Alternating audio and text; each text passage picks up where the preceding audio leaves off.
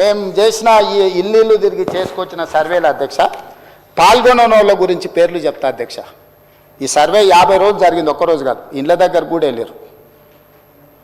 కల్వకుంట్ల చంద్రశేఖరరావు గారు ఎమ్మెల్యే గజ్వేల్, కల్వకుంట్ల తారక రామారావు గారు ఎమ్మెల్యే సిరిసిల్ల, పన్నీరు హరీష్ రావు గారు ఎమ్మెల్యే సిద్దిపేట, పద్మారావు గారు MLA Secunderabad, Palla Rajeshwar Reddy MLA Secunderabad, Pochampally Srinivas Reddy MLC మన అదొకటి. అదేవిధంగా అధ్యక్ష, అదేవిధంగా మా మిత్రుడు పాయల్ శంకర్ గారికి కూడా తెలవాలి, శ్రీమతి డికే అరుణ మహబూబ్ నగర్ ఎంపీ. అధ్యక్ష, వీళ్ళందరూ సర్వేలో పాల్గొనకుండా నేను అడిగిన కొంత మిత్రులను, అందులో ఉన్న వాళ్ళని, ఏందా సారు ప్రధాన ప్రతిపక్ష నాయకుడు, లేకపోతే వీళ్ళంతా మంత్రులు చేశారు, ఎందుకు సర్వేలో పాల్గొంటలేరంటే, అన్నా నువ్వు ఇచ్చిన సర్వేలో ఇంతకుముందే చెప్పకనే పెద్దలు శ్రీనివాస్ యాదవ్ గారు చెప్పారు ఒక మాట, మీరు ఇన్ని వివరాలు అడిగితే మా సార్ వాళ్ళు ఎట్లిస్తారని.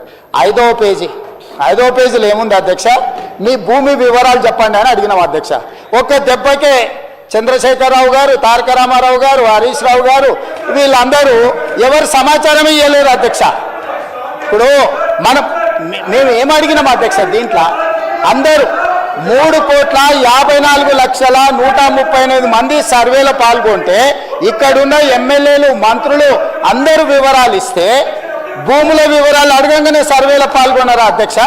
సర్వేలో పాల్గొన్న వాళ్ళు వెనకాల నుంచి శంకర్ని పాడు చేస్తున్నారు అధ్యక్ష, అబద్ధాలు చెప్పి.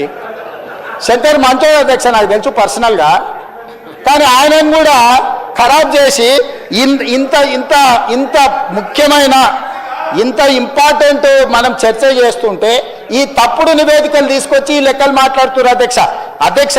నేను ఒకటే మాట చెప్పదలుచుకున్నా, 1931 కాదు, అంతకంటే ముందు 1941, 51, 61, 71, 81, 91, 2001, 2011 ప్రతి 10 సంవత్సరాలకు జనాభా లెక్కలు చేసింది అధ్యక్ష.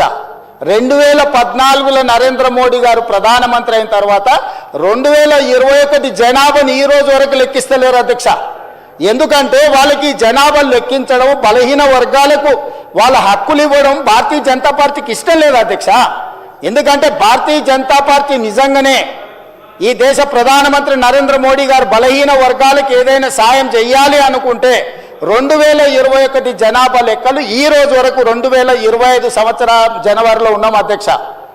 21లో లెక్కించాల్సిన జనాభా స్వతంత్రం రాకంటే ముందు, స్వతంత్రం వచ్చినాక 70 సంవత్సరాలు కంటిన్యూస్గా జరిగిన జనాభా లెక్కలు నరేంద్ర మోడీ గారు ప్రధానమంత్రి అయిన తర్వాత ఎందుకు జనాభాను లెక్కించలేదు?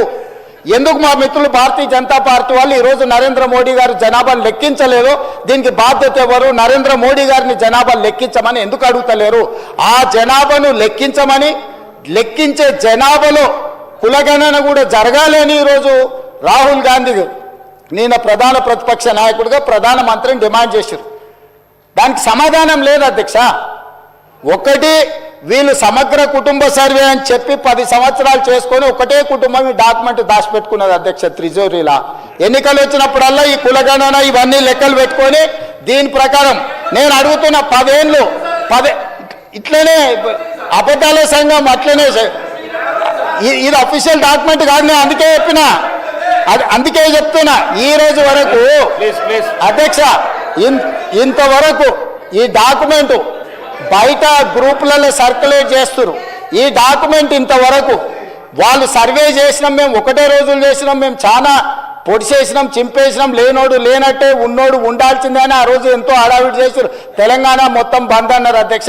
7 గంటల నుంచి 7 గంటలు 12 గంటలు చేసినామన్నారు. ఈ డాక్యుమెంటును మంత్రివర్గ సమావేశంలో పెట్టి మంత్రివర్గం ఎందుకు ఆమోదించలేదు? ఈ డాక్యుమెంట్ను 10 సంవత్సరాలు ప్రభుత్వంలో ఉన్న వాళ్ళు శాసనసభలో ఎందుకు ప్రవేశపెట్టలేదు?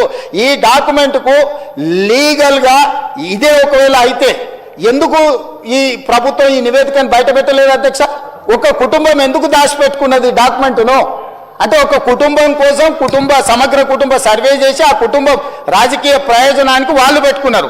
ప్రజల కోసం మేము చెయ్యాలని ఈరోజు ఇంటింటికి వెళ్ళి ప్రతి 150 కుటుంబాలను గుర్తించి ప్రతి 150 కుటుంబాలకు ఒక ఎన్యూమరేటర్ను పెట్టి రోజుకు 8 నుంచి 10 కుటుంబాలే ఒక్క రోజులో చేయమనలేదు అధ్యక్ష.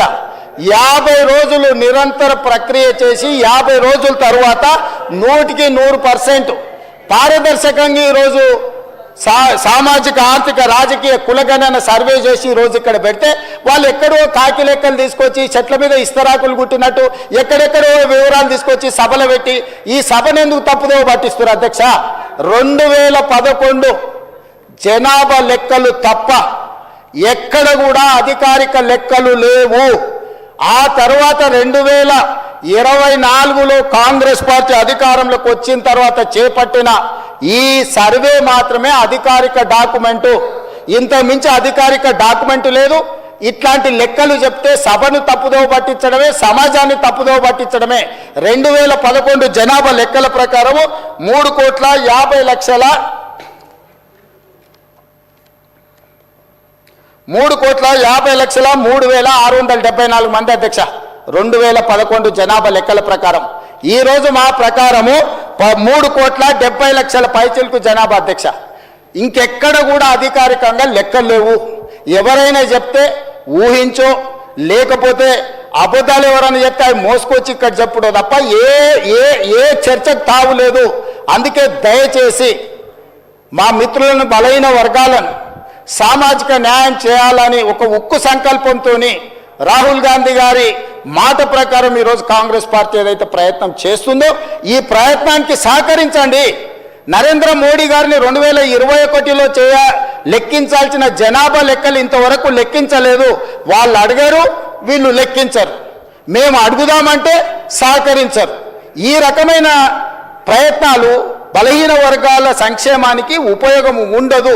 దయచేసి ఇట్లాంటి అర్థం పర్థం లేని అన్ని కాగితాలు తీసుకొచ్చి సభను తప్పుదో పట్టించొద్దు. ఇప్పుడు ఏదైతే చేస్తున్నామో 100% పారదర్శకంగా ఉంది. మిగతా 16 లక్షల కుటుంబాలు ఏవైతున్నాయో ఆ 16 లక్షల మంది వివరాలలో 3 లక్షల పైచిలకు కుటుంబాలు ఉన్నాయి కదా అధ్యక్ష. ఇగో 4-5 ఇన్నే ఉన్నారు అధ్యక్ష ఈ సభలో. ఎందుకు వివరాలు అందించలేదు? తెలంగాణ సమాజానికి వాళ్ళు క్షమాపణ చెప్పాలి అధ్యక్ష. ప్రభుత్వం అధికారికంగా సేకరిస్తున్న సమాచారాన్ని ప్రజాప్రతినిధులుగా ఉండి పక్కదారి పట్టించి వివరాలు ఇవ్వకుండా ఈరోజు సభలో ఏదేదో మాట్లాడితే ఎట్లా అధ్యక్ష? దయచేసి సహకరించండి. ఇప్పుడు కూడా నేను కోరుకుంటున్నా హరీష్ రావు గారిని, చంద్రశేఖర్ రావు గారిని, తారక రామారావు గారిని, పద్మారావు గారిని, పోచంపల్లి శ్రీనివాసరెడ్డి గారిని, వీళ్ళందరినీ నేను కోరుకుంటున్నా దయచేసి ఈ సర్వేలో పాల్గొనండి, వివరాలు ఇవ్వండి. ఇవాళ బలహీన వర్గాలకు న్యాయం జరిగే విధంగా మనం చర్యలు చేపడదాము. ఇన్ని సంవత్సరాల ఆలస్యమైన కనీసం ఇప్పుడైనా వాళ్ళ కోసం పనిచేద్దాము. ఇక 42% రిజర్వేషన్ గురించి మా మిత్రుడు శ్రీనివాస్ యాదవ్ గారు అన్నారు. నేను ఒక మాట సూటిగా వారికి సమాధానం నేను చెప్పదలుచుకున్నా. చట్టపరంగా 42% రిజర్వేషన్ ఇవ్వాలి అని అంటే రాజ్యాంగ సవరణ జరగాలి. కానీ రాజకీయంగా వినండి రాజకీయంగా ఈ వేదిక మీద నుంచి నేను మాట ఇస్తున్నా. మా పిసిసి అధ్యక్షుడి గారితో నేను మాట తీసుకొని వచ్చిన అధ్యక్ష. మా పిసిసి అధ్యక్షుడు మహేష్ కుమార్ గౌడ్ గారిని నేను అడిగిన, ఒకవేళ చట్టపరంగా 42% ఇవ్వడానికి అవకాశం లేకపోతే పార్టీ పరంగా రేపు జరగబోయే స్థానిక సంస్థలలో కాంగ్రెస్ పార్టీ 42% సీట్లు ఇస్తామని చెప్పిన మధ్య మేము సిద్ధంగా ఉన్నాం. మీరు సిద్ధంగా ఉన్నారా? మా పార్టీ 42% రేపు జరగబోయే స్థానిక సంస్థల ఎన్నికలలో 42% సీట్లు మా పార్టీ ఇస్తుంది. ఇది మా కమిట్మెంట్. మీ 2 పార్టీలు నేను సవాలు విసురుతున్నా, మీరు రాండి, 42% ఇద్దాం. చట్టాన్ని సవరించే చట్టంలో ప్రొవిజన్ వచ్చినప్పుడు చట్ట ప్రకారం ఇద్దాం. ఈరోజు రాజకీయంగా నైతికంగా మనం కట్టుబడి ఉండి 42% బలహీన వర్గాలకు సీట్లు ఇద్దాం. మీకు చిత్తశుద్ధి ఉంటే ముందుకు రాండి అని చెప్పి నేను వారికి సూచన చేస్తున్నా అధ్యక్ష.